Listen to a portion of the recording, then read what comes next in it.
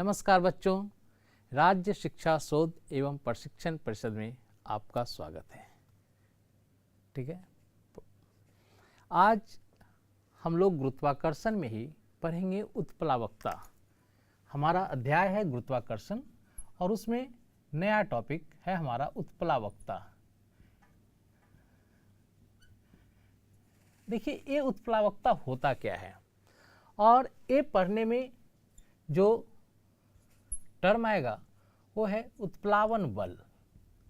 तो हम लोग ये देखते हैं ये उत्प्लावकता और ये उत्प्लावन बल क्या होता है।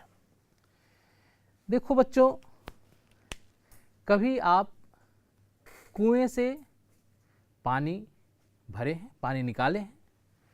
कुएं से पानी निकालने के प्रोसेस में या कुएं से पानी निकालने के दौरान आप क्या करते हो? पहले बाल्टी को कुएं में पानी की सतह तक ले जाते हो। तुम गौर करना, जैसे ही पानी के सतह पर बाल्टी जाती है, तुम्हारा बकेट जाता है, अचानक उसका भार घट जाता है, अचानक उसका वेट घट जाता है। कभी सोचे हो ऐसा क्यों होता है? या आप ऐसा कर सकते हो, एक बाल्टी लो, उसमें पानी भर लो और उसमें आप ग्लास को डुबाओ। जब आप ग्लास को डुबाना चाहोगे तो आप महसूस करोगे कि कोई बल है जो उसको ऊपर की तरफ प्रेस कर रहा है, ऊपर की तरफ प्रेस कर रहा है, ऊपर की तरफ उसको धकेल रहा है। तो जैसे ये मान लो कोई बकेट है, इसमें इस पे कोई बॉडी रखा हुआ है, आप इसको पुश करो।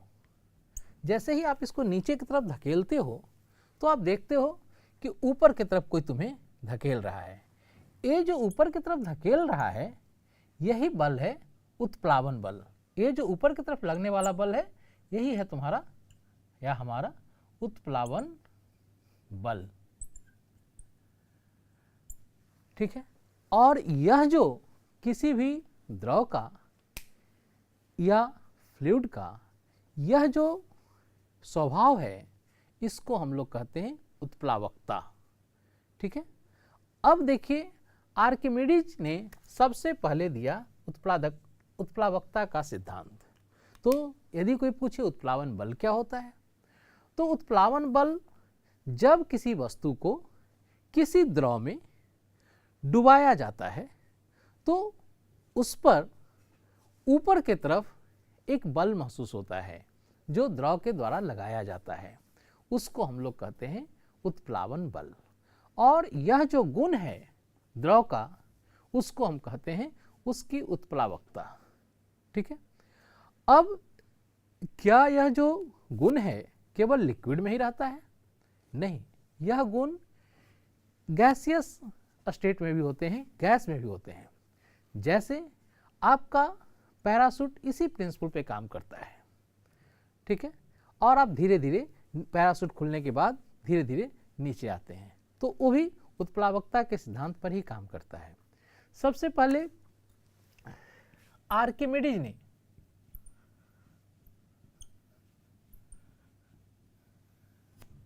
हमें उत्प्लावकता के सिद्धांत के बारे में बताया। तो आर्किमिडीज ने क्या कहा? आर्किमिडीज ने कहा कि जब किसी वस्तु को किसी द्रव में पूर्णतः या अंशतः डुबाया जाता है, जब किसी वस्तु को किसी द्रव में पूर्णतः या अंशतः डुबाया जाता है तो ये उत्प्लावन का बल लगता है। और यह जो उत्प्लावन बल होता है ये ऊपर की तरफ, इसको हम लिख रहे हैं बी से, इसको उत्प्लावन बल या फोर्स ऑफ बायंसी कहते हैं। यह जो उत्प्लावन बल है वो वस्तु द्वारा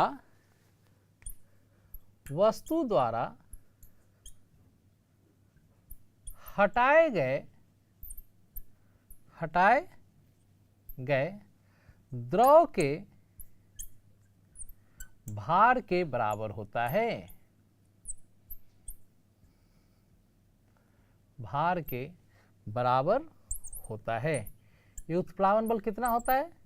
तो वस्तु द्वारा हटाए गए द्रव के भार के बराबर होता है। स्वाभाविक है, एक ही वस्तु को आप अलग अलग द्रव में डुबाएंगे तो ये हो सकता है कि वो वस्तु हर जगह बराबर आयतन या द्रव के बराबर आयतन को हटाए। स्वाभाविक है, इस वस्तु का आयतन फिक्स है, इस वस्तु का आयतन निश्चित है, ये अपना शेप नहीं बदल रहा है, ये वस्तु ठोस है, तो इसको हम किसी भी द्रव में डुबा रहे हैं तो इसका आयतन फिक्स है, निश्चित है, तो ये उतना ही जगह उस द्रव में भी लेगा, पहली चीज। लेकिन हर एक द्रव के उतनी ही मात्रा, उतनी ही वॉल्यूम, उतना ही आयतन का द्रव्यमान अलग अलग होता है, और जब द्रव्यमान अलग अलग होगा तो स्वाभाविक है कि उस द्रव का भार अलग अलग होगा। ऐसे force of buoyancy equal to या बायन्ट फोर्स या कहें उत्प्लावन बल इक्वल टू हम लिख सकते हैं V, जहां V हमारा क्या है, हटाए गए द्रव का आयतन, द्रव का आयतन। मैंने क्या कहा कि फोर्स ऑफ बायन्सी होता है हटाए गए द्रव का भार।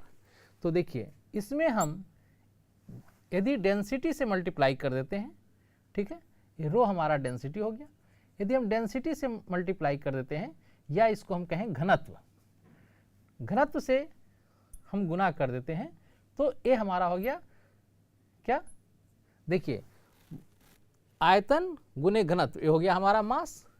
हमें क्या चाहिए, वस्तु द्वारा हटाए गए द्रव का भार, तो mg होता है, तो ये मास हो गया, द्रव्यमान हो गया, मीन्स इतना इंटू जी। अब देखिए, सारे द्रव का डेंसिटी घनत्व अलग अलग होगा, तो घनत्व अलग अलग होगा तो उसी वस्तु को, सेम वस्तु को यदि अलग अलग द्रव में हम डुबाते हैं तो उस पर लगने वाला उत्प्लावन बल अलग अलग हो सकता है, अलग अलग होगा, हो सकता है और होगा। यदि दोनों लिक्विड का, दोनों द्रव का घनत्व समान है तो वस्तु समान है, वॉल्यूम भी समान है, और जी तो सबके लिए समान हो ही गया जिस जगह पे हमें प्रयोग कर रहे हैं।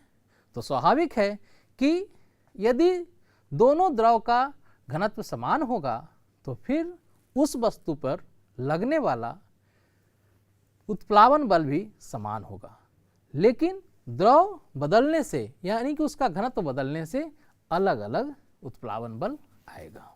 ये थी हमारी उत्प्लावकता। इसके बाद हम लोग देखते हैं आगे घनत्व। इसमें हमारा आया घनत्व, हम लोग घनत्व को देखते हैं। तो देखिए, हम लोग जब उत्प्लावकता पढ़ रहे थे तो उसमें एक टर्म आया घनत्व। एक घनत्व क्या होता है, तो किसी भी वस्तु के इकाई आयतन का जो द्रव्यमान होता है उसी को हम लोग कहते हैं घनत्व। यानी कि घनत्व इक्वल टू, देखिए जैसे ही इकाई आए, मान लो कि किसी वस्तु का आयतन है V, V आयतन का द्रव्यमान है m, इकाई जैसे ही आया इकाई 1, तो 1 का क्या हो जाएगा, एक एक नियम से m/v, ठीक है। मीन्स इकाई आयतन में जो वस्तु का द्रव्यमान निहित होता है, इकाई आयतन में जो वस्तु का द्रव्यमान निहित होता है उसे घनत्व कहते हैं। यानी कि घनत्व इक्वल टू द्रव्यमान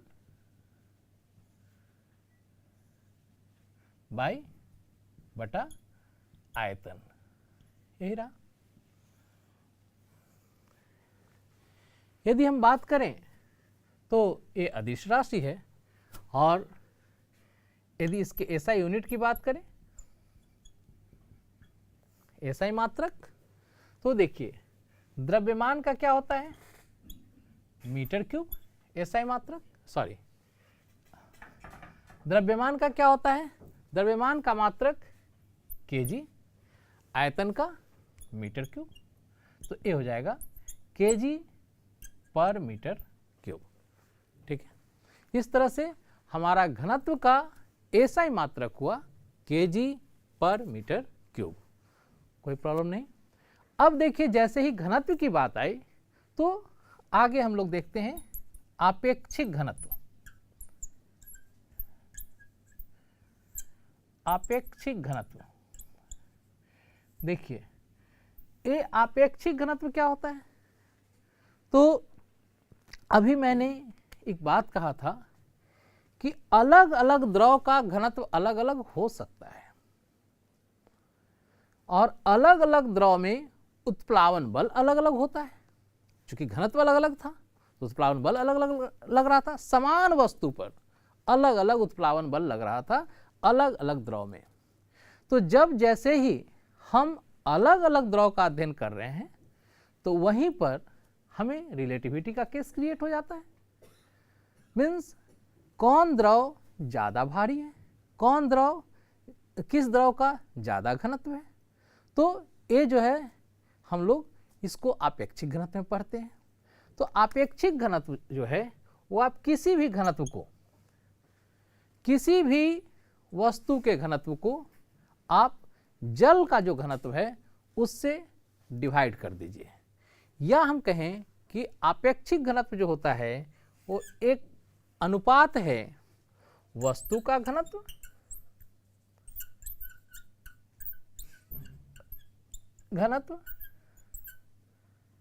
और जल का घनत्व का, जल का घनत्व का ये अनुपात है। मीन्स कभी भी यदि हमें आपेक्षिक घनत्व किसी वस्तु का निकालना है तो उस वस्तु के घनत्व में आप जल के घनत्व से भाग दे दीजिए, आपको वस्तु का आपेक्षिक घनत्व निकल जाएगा। अब स्वाभाविक है आपेक्षिक घनत्व दो घनत्व का अनुपात है, और जब ये दो घनत्व का अनुपात है तो स्वाभाविक है इसका कोई ऐसा मात्रक नहीं होगा।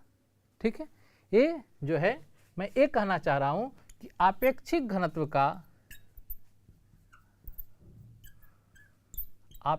घनत्व का कोई मात्रक नहीं होगा। घनत्व मात्रक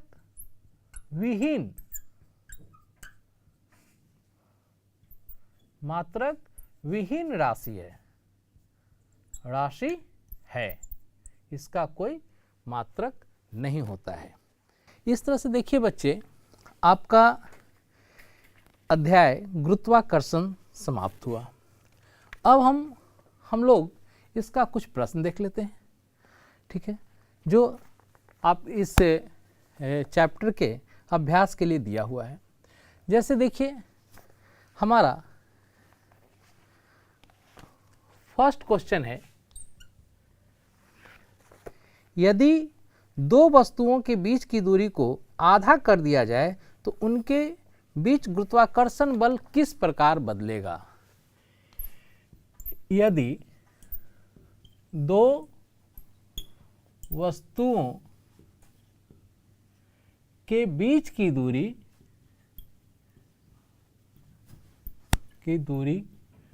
को आधा कर दिया जाए,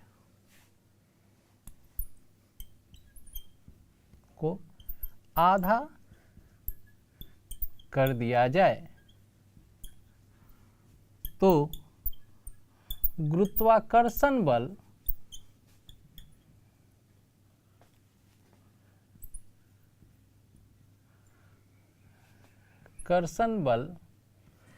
किस प्रकार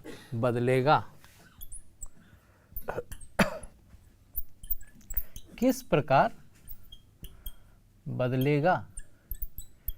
देखिए, ठीक है, किस प्रकार बदलेगा। देखिए अभी हम लोगों ने पढ़ा पिछले क्लास में, गुरुत्वाकर्षण बल का फॉर्मूला होता है F = Gmm/r²। देखो बच्चों, ये दो मास है, दो द्रव्यमान है। इनिशियली प्रारंभ में इसके बीच की दूरी r है। इसके बाद कहता है बीच की दूरी को आधा कर दिया जाए, देखिए मैं क्या करता हूँ, इसके बीच की दूरी को आधा कर देता हूँ, ये अब r/2 हो गया। तो अब स्वाभाविक है इसके बीच लगने वाला जो बल है, गुरुत्वाकर्षण बल, वो प्रभावित होगा और 21 रूप में प्रभावित होगा। इसको मैं मान लेता हूँ F डैश, जो नया लगने वाला, न्यू कंडीशन में जो लगने वाला बल है वो मान लीजिए F डैश है। तो F डैश क्या हो जाएगा, G द्रव्यमान तो वही है r/2 का होल स्क्वायर। इस तरह से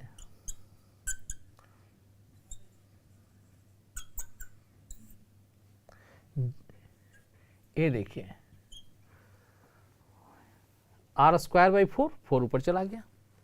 तो अब देखिए मीन्स यह जो बल है वो देखो बच्चों, पहले Gmm/r² इंटू 4, यानी कि पहले जो बल लग रहा था उसका 4 गुना हो जाएगा। पहले जो बल लग रहा था उसका ये 4 गुना हो जाएगा। ठीक है, यही था आपका क्वेश्चन नंबर फर्स्ट। देखिए इसके बाद हम लोग देखते हैं क्वेश्चन नंबर सेकंड। ये सभी वस्तुओं पर लगने वाला गुरुत्वीय बल उनके द्रव्यमान के समानुपाती होता है। ठीक है, स्वाभाविक है किसी भी वस्तु पर लगने वाला जो गुरुत्वीय बल है वो द्रव्यमान का समानुपाती होता है। ठीक है, तो हम लिख सकते हैं जैसे F directly proportional to M। ठीक है, फिर एक भारी वस्तु हल्की वस्तु के मुकाबले तेजी से क्यों नहीं गिरती। तो फिर जो है दोनों वस्तु को यदि साथ साथ गिराया जाए, हल्की वस्तु और भारी वस्तु को, तो तेजी से क्यों नहीं गिरती। देखिए प्रश्न संख्या 2,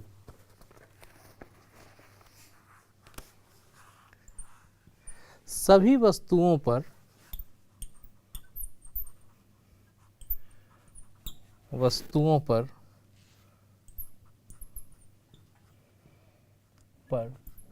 लगने वाला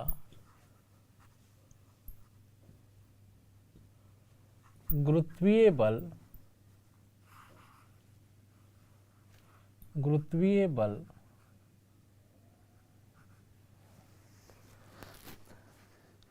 द्रव्यमान का समानुपाती होता है। द्रव्यमान का समानुपाती होता है। फिर एक भारी वस्तु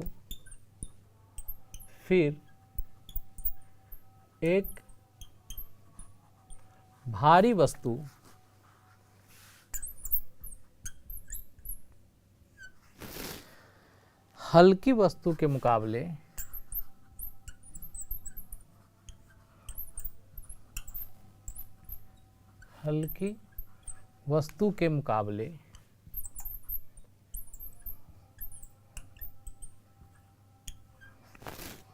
मुकाबले तेजी से क्यों नहीं गिरती।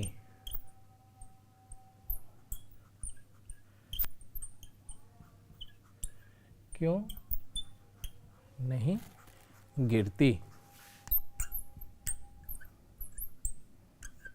ठीक है, सबसे पहले तो ये कोई भी ऑब्जेक्ट है, इसको हम ग्रेविटी के अंदर हम इसको छोड़ते हैं। तो देखिए जैसे ही हमने इसको गिरने के लिए छोड़ा, इनिशियल स्पीड, ये फ्री फॉलिंग का केस आ गया। ठीक है, इनिशियल वेलोसिटी, इनिशियल स्पीड जो है इसका क्या हो गया, प्रारंभिक वेग 0। अब देखिए इस पे नीचे की तरफ एक्सीलरेशन लग रहा है, त्वरण लग रहा है g। स्वाभाविक है कि यदि इसे h डिस्टेंस कवर करना है तो इसका फॉर्मूला होता है h = ut + ½ gt²। अब देखिए यहाँ से हमारा u 0, तो a टर्म पूरा 0 हो गया। अब देखिए जब a टर्म 0 हो गया तो h = हमारा आ जाएगा हाफ जी टी स्क्वायर, यहाँ से T equal to under root 2h by G. Solve करने के बाद अब देखिए यहाँ क्वेश्चन क्या है, सभी वस्तुओं पर लगने वाला गुरुत्वीय बल द्रव्यमान का समानुपाती होता है। ठीक है, गुरुत्वीय बल द्रव्यमान का समानुपाती होता है। फिर एक भारी वस्तु हल्की वस्तु के मुकाबले तेजी से क्यों नहीं गिरती? देखिए जैसे ही गिरने का केस है, जैसे ही गिरने की बात आई तो वहाँ पर गिरने के लिए या वस्तु की स्पीड के लिए जिम्मेवार होगा त्वरण, एक्सेलरेशन। अब मान लीजिए कि दो मास है, एक कैपिटल एम है, एक स्मॉल एम है। Capital M greater than M, ठीक है, स्मॉल एम। अब देखिए इस पर जो फोर्स लग रहा है एफ वो एम जी, इस पर जो फोर्स एफ डैश लग रहा है वो स्मॉल एम जी। अब देखिए आप इस पर एक्सेलरेशन देखिए, A equal to F by M then M G by M, A equal to देखिए, और तब जो है ये हमारा क्या हो जाएगा, ए इक्वल टू यहाँ जी। इस पर भी आप देखिए आपका इस पर भी ए डैश आ जाएगा जी, यानी कि जो वेलोसिटी इंक्रीज करेगा या गिरने में जो टाइम लेगा उसके लिए रिस्पॉन्सिबल है जी और टी, उसके लिए रिस्पॉन्सिबल है हमारा जी और यू।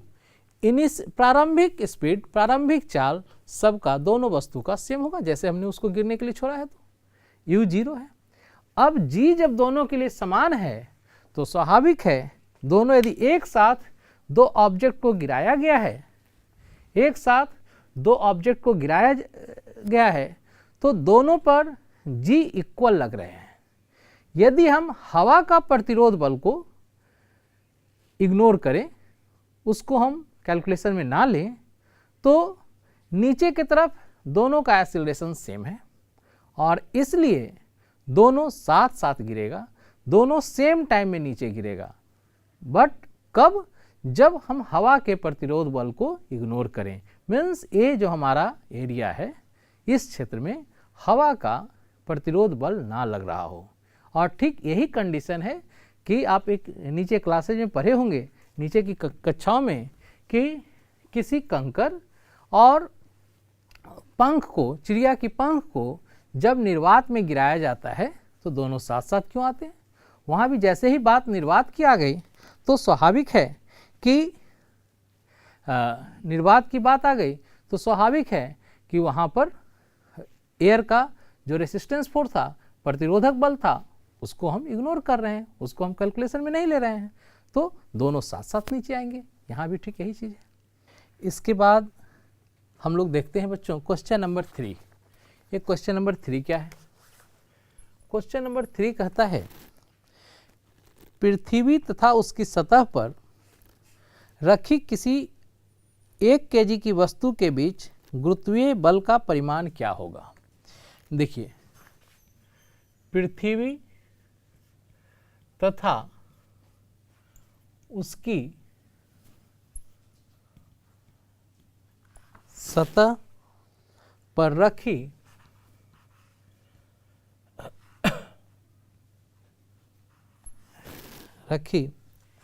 किसी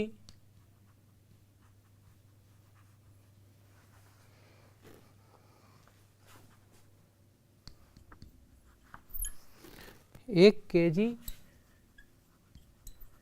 की वस्तु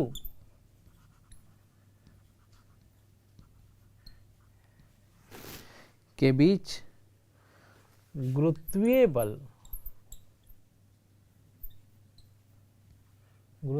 बल का परिमाण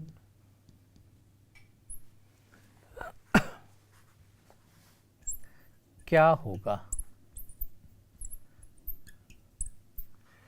देखिए पृथ्वी का द्रव्यमान दिए हुए,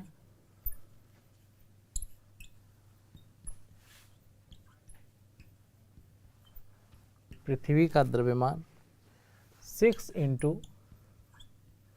10⁻24 kg। पृथ्वी की त्रिज्या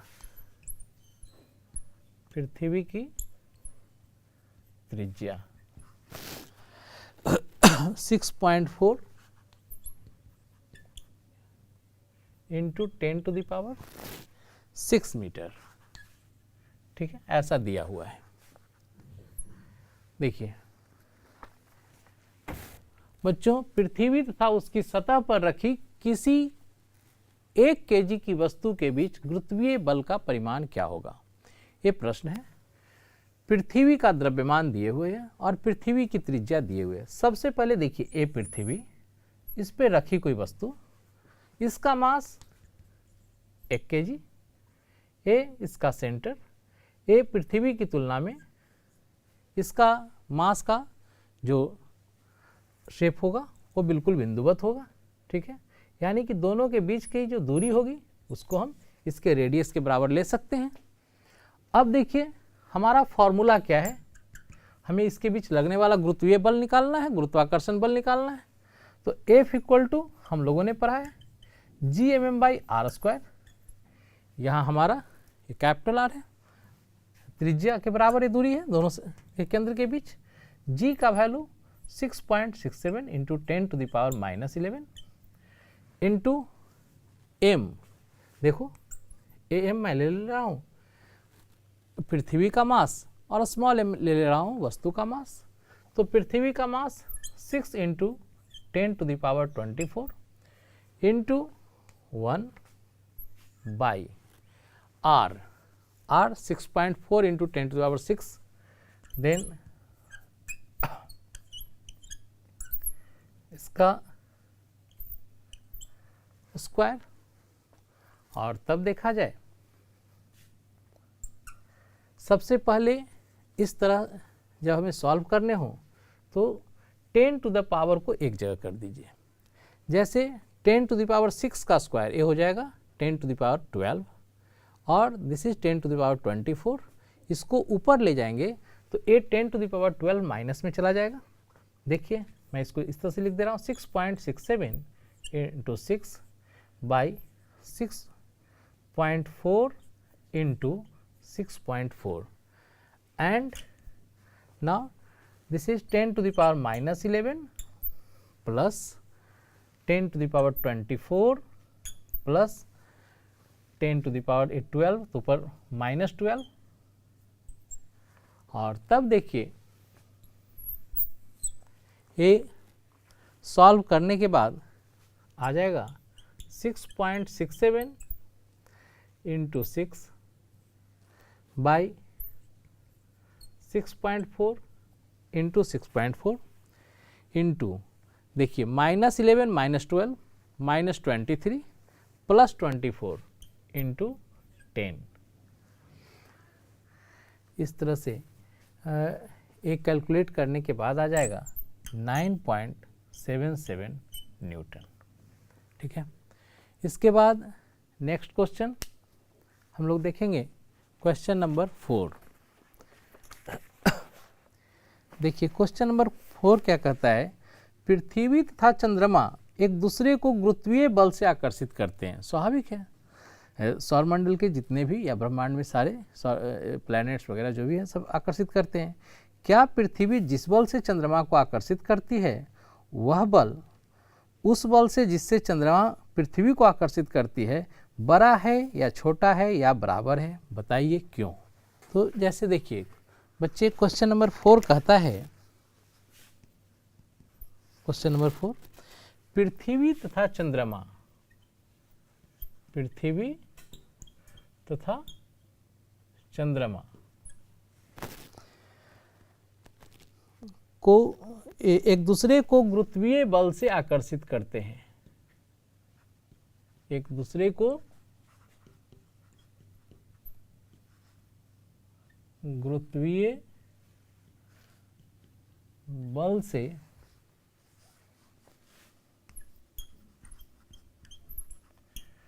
आकर्षित करते हैं।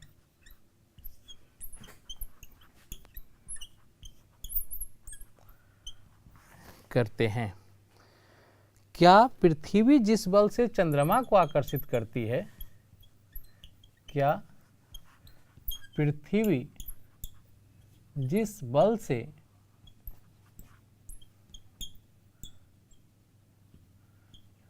चंद्रमा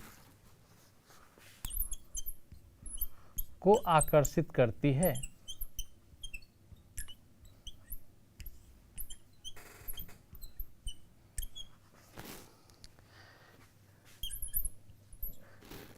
है, वह बल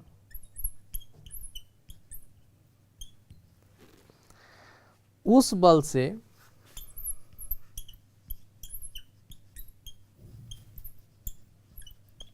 से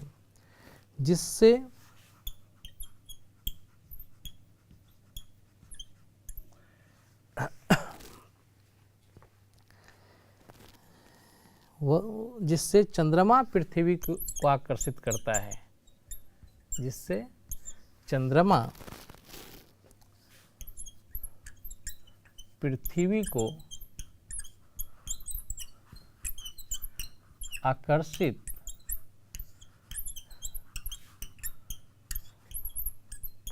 करता है, बड़ा है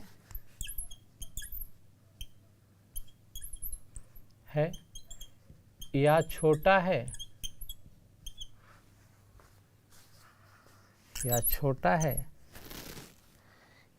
या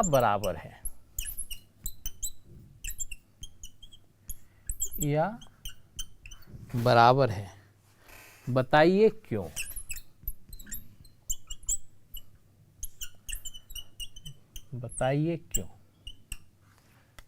देखिए, अब कह रहा है कि जैसे ये मान लो अर्थ है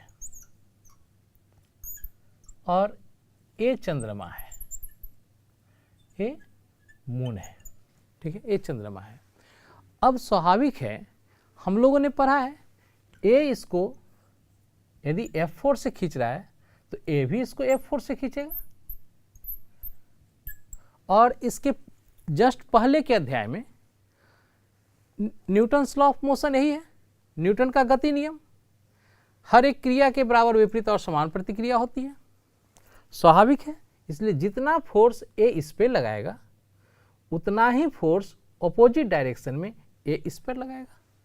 इसलिए दोनों के बीच यदि हम डिस्टेंस r ले लें तो ए F1 और ए F2 दोनों फोर्स बराबर होगा और इसका वैल्यू होगा g। यदि कैपिटल M स्मॉल m ले लें इनका मास तो capital M into small m by r square, ठीक है। ये Newton's third law of motion से दोनों फोर्स इक्वल और अपोजिट होंगे और इस तरह से ये दोनों फोर्स बराबर होंगे, ना कोई छोटा होगा ना बड़ा होगा। और इसी तरह से आज की कक्षा यहीं पर समाप्त करते हैं। फिर हम लोग मिलेंगे अगले प्रश्न के साथ अगली कक्षा में। तब तक के लिए बच्चों नमस्कार।